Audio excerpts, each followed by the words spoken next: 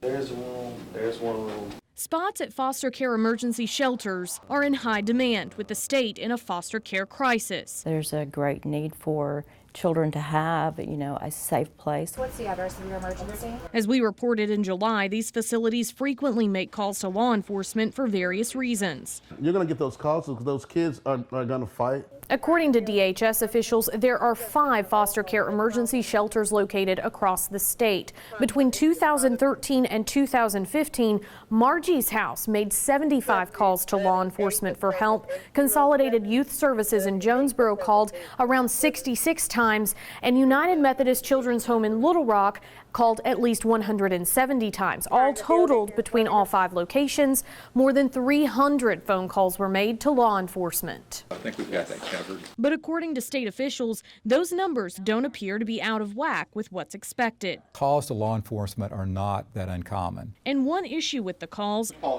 the Department of Human Services, which licenses the homes, isn't contacted for every incident, and that can make it tough to track what's truly happening inside these homes. We could have multiple reports within a week, sometimes multiple within a day.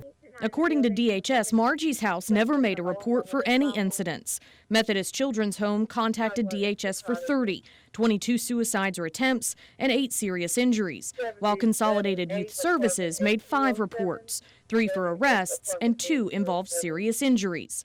But according to the records, calls made regarding assaults, disturbances, and runaways, at least 150, according to law enforcement data, weren't on DHS's radar, at least not recorded as a formal notification.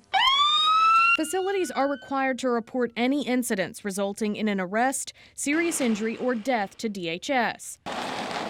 But when it comes to those other incidents, including runaways, DHS isn't always notified. One of their coping skills they have if they feel stressed, a lot of the times, is to run away. If that child goes out of sight, we are required to call the police and make a report. Runaways are far and above the most frequent call for every location, with more than 100 runaway reports during the time period, but DHS is only alerted if the child is in state custody. Seems like if you've got every other report is saying, well, this is the 5th time they've run away, well, that seems like that could become a safety issue. We encourage them to let us know when they're having any problems, but the current licensing requirements don't require that they let us know that. Talking about reporting issues. DHS now working to change the rules, which we questioned back in July. We are trying to broaden that out some to cover runaways and other situations that we think would be helpful for us to know about immediately. According to Craig Gammon at Methodist Children's Home, his group records each runaway or other incident to keep on file,